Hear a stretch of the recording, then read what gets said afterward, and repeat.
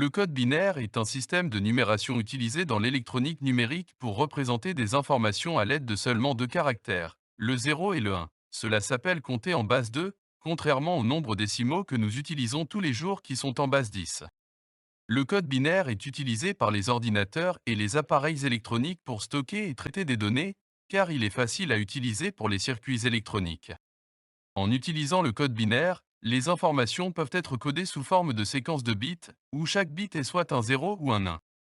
Cette méthode de codage permet aux ordinateurs et aux appareils électroniques de stocker et de traiter des données plus efficacement. Le code binaire est également utilisé dans les circuits électroniques pour représenter des informations telles que les états logiques, vrais et faux, les commandes d'entrée et les signaux de sortie. Par exemple, un signal de sortie peut être codé en binaire comme 1 pour rallumer et 0 pour éteint. Nous allons voir maintenant la représentation des nombres binaires, comment ils s'écrivent. En notation décimale, nous avons 10 chiffres qui vont de 0 à 9. 0, 1, 2, 3, 4, 5, 6, 7, 8 et 9. En notation binaire, nous n'avons que deux caractères, 0 et 1. Pour les nombres décimaux, nous parlerons de base 10. Pour les nombres binaires, nous parlerons de base 2. Les caractères formant les nombres binaires sont appelés des bits. Les nombres binaires sont rarement utilisés seuls, mais par groupe de plusieurs bits appelés registres ou mots. Les nombres binaires sont généralement groupés en octets, qui correspondent à 8 bits. Cela signifie que chaque octet représente un nombre compris entre 0 et 255 en décimale. Les octets peuvent être regroupés en mots plus longs, tels que des mots de 16 bits ou de 32 bits, pour représenter des nombres plus grands. Dans l'exemple ci-dessus, la représentation binaire du nombre décimal 183 sur un octet. Le MSB, Most Significant Bit, et le LSB, Least Significant Bit, sont des termes qui se réfèrent à la position des bits dans un mot binaire représentant un nombre. Le MSB est le bit de poids fort le plus à gauche dans un mot binaire. Le LSB est le bit de poids faible le plus à droite dans un mot binaire. Sur un octet, donc 8 bits, le MSB tout à gauche est donc le bit numéro 8, tandis que le LSB, tout à droite est le bit numéro 1.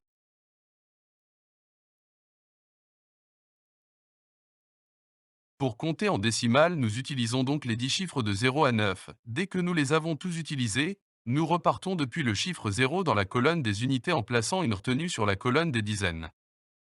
Le 0 devant les nombres ne sert qu'à bien expliquer l'exemple. En binaire comme nous l'avons vu, nous ne possédons que deux chiffres, le 0 et le 1.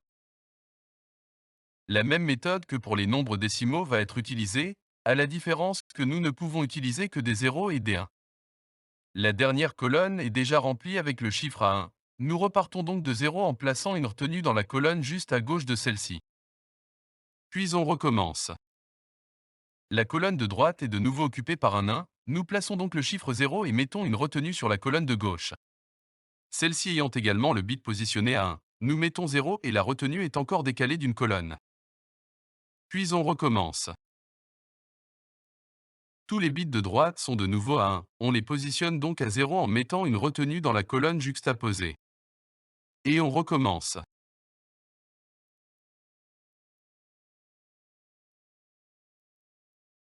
Voici l'équivalence des 10 premiers nombres décimaux en binaire, et vice-versa.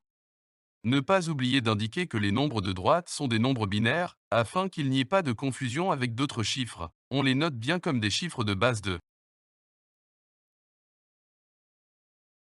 Passons maintenant aux méthodes nous permettant de convertir les nombres décimaux que nous utilisons tous les jours en nombres binaires.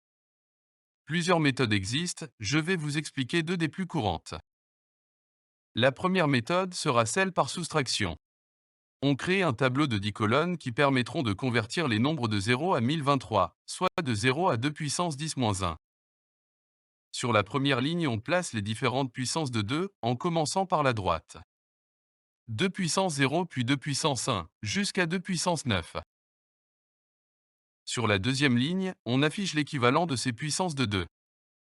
Pour information, la première ligne n'est ici que dans un but didacticiel, afin de mieux comprendre la méthode de conversion.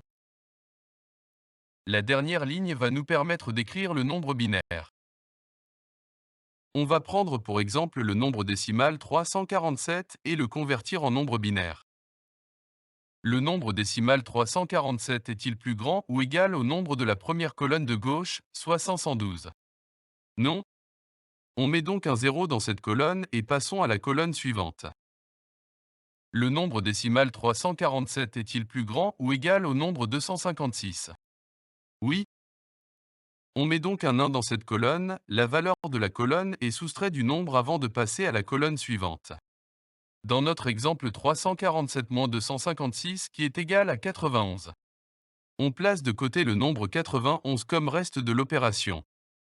C'est avec celui-ci que l'on effectuera les prochaines comparaisons, soustraction. Le nombre décimal 91 est-il plus grand ou égal au nombre 128? Non. On met donc un 0 dans cette colonne et passons à la colonne suivante. Le nombre décimal 91 est-il plus grand ou égal au nombre 64? Oui. On met donc un 1 dans cette colonne, la valeur de la colonne est soustraite du nombre avant de passer à la colonne suivante. On continue comme cela jusqu'à arriver à la dernière colonne. Si à un moment le reste est de 0, on remplit toutes les colonnes restantes par des zéros.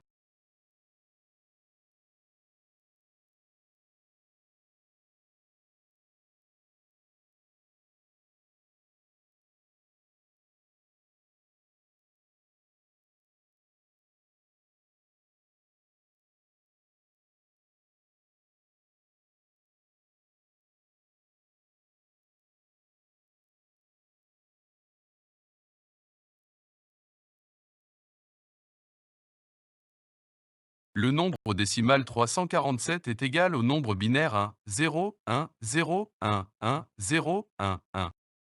Nous allons maintenant à la deuxième méthode de conversion des nombres décimaux en nombres binaires. Cette méthode est celle par la division par 2. Nous reprenons le même nombre décimal que celui que nous avons utilisé pour notre premier exemple, le nombre 347. On divise donc le nombre 347 par 2. La division doit être effectuée sur des nombres entiers et non à virgule. Ici 347 divisé par 2 donne le nombre entier 173 et un reste de 1. On peut sinon utiliser l'astuce que lorsque la division nous donne un nombre non entier, qui se termine donc par virgule 5, on ne garde que la partie à gauche de la virgule et positionne le reste à 1. On poursuit les opérations avec le nombre trouvé, soit dans notre exemple 173. On le divise à nouveau par 2.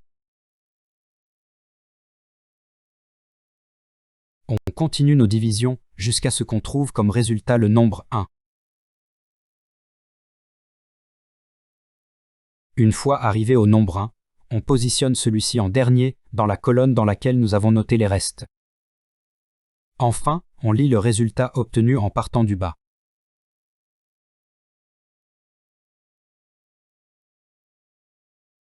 Le nombre décimal 347 est égal au nombre binaire 1 et 0, 1 et 0, 1, 1 et 0, 1, 1. Nous allons maintenant étudier le principe inverse, comment convertir des nombres binaires en nombres décimaux. On va créer le même tableau que nous avions utilisé précédemment.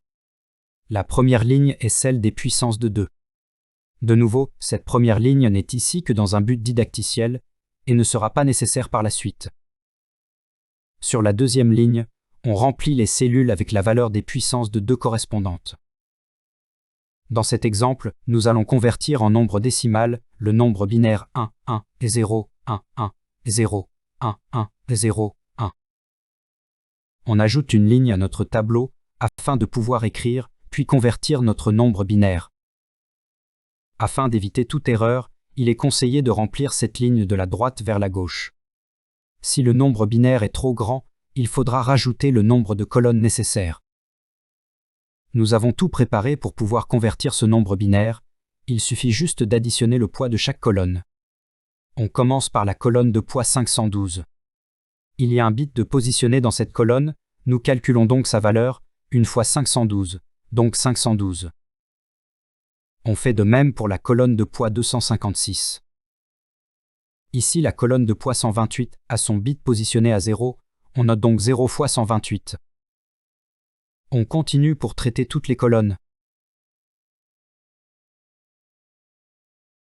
Toutes ces multiplications sont également là dans un but didacticiel, afin de comprendre la logique concernant la conversion du binaire en décimale. Une méthode plus simple consiste simplement à additionner le poids de chaque colonne possédant un bit à 1. On additionne donc toutes ces colonnes. Le résultat de conversion pour ce nombre binaire est le nombre décimal 877. Cette vidéo est maintenant terminée, merci de l'avoir visionnée. N'oubliez pas de la partager et le petit pouce bleu, cela fait plaisir. La prochaine vidéo concernera la représentation des nombres binaires négatifs, aussi appelés les nombres signés.